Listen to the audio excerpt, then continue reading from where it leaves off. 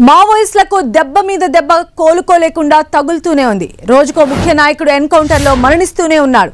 Maoist party chief Nambala Keshava Rao మృతి వార్త మర్చిపోకముందే Maoist కేంద్ర కమిటీ సభ్యుడు సుధాకర్ చనిపోయాడు. ఇంతలోనే బీజాపూర్ ఎన్కౌంటర్లోనే మరో కీలక నేతను మావోయిస్టు పార్టీ కోల్పోయింది.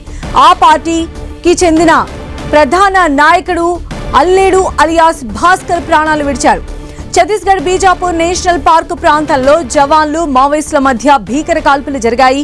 ఈ కాల్పుల్లో అడెల్లు అలియాస్ భాస్కర్ చనిపోయారు. భాస్కర్ సొంతూరు ఆదిలాబాద్ జిల్లా బోధ్ మండలం పొచ్చెర గ్రామం. మంగీదళ కమాండర్ గా అల్లేడు బాధ్యతలు నిర్వర్తిస్తూ ఉన్నారు. దళాన్ని తప్పించడంలో, ప్లానింగ్ వేయడంలో అడెల్లు నిష్ణాతుడు. ఉమ్మడి ఆదిలాబాద్ జిల్లాలో పలుమార్లు పోలీసుల నుంచి అవలీలగా తప్పించుకున్నాడు. కానీ చివరకు జవాన్ల తూటాలకు బలయ్యాడు. 2022 డిసెంబర్లో జరిగిన ఎన్కౌంటర్లో అడెల్లు భార్య లింగవ్వ చనిపోయింది. ఆ సమయంలో కూడా అడెల్లు తప్పించుకున్నాడు. అతనిపై 25 లక్షల రివార్డుంది. డిఆర్జీ, ఎస్టీఎఫ్, కోబ్రా సైనికులు కలిసి ఈ జాయింట్ ఆపరేషన్ చేశారు. ADG Vivekananda Sinha, Bastar IG P Sundar Raj, IG CRPF Rakesh Agarwal పర్యవేక్షణలో ఈ ఎన్కౌంటర్ జరుగుతోంది.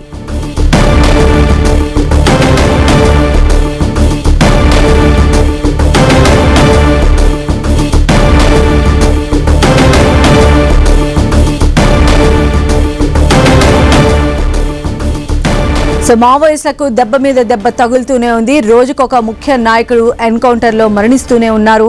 Maoist party chief Nambala Keshava Rao మృతి వార్త మర్చిపోకముందే మావోయిస్టు కేంద్ర కమిటీ సభ్యుడు సుధాకర్ చనిపోయారు. ఇంతలోనే బీజాపూర్ ఎన్కౌంటర్లోనే మరో కీలక నేతను మావోయిస్టు పార్టీ కోల్పోయింది. ఆ పార్టీకి చెందిన ప్రధాన నాయకుడు అడెల్లు అలియాస్ భాస్కర్ ప్రాణాలు విడిచారు. ఛత్తీస్గఢ్ బీజాపూర్ నేషనల్ పార్క్ ప్రాంతంలో అటు జవాన్లకు మావోయిస్టులకు మధ్య భీకర కాల్పులు జరిగాయి. ఈ కాల్పుల్లో అడెల్లు అలియాస్ భాస్కర్ చనిపోయారు. భాస్కర్ సొంత ఊరు ఆదిలాబాద్ జిల్లా బోధ్ మండలం పొచ్చెర గ్రామం. మంగీదళ కమాండర్ గా అడెల్లు బాధ్యతలు నిర్వర్తిస్తూ ఉన్నారు. దళాన్ని తప్పించడంలోనూ, ప్లానింగ్ వేయడంలో అడెల్లు నిష్ణాతుడు.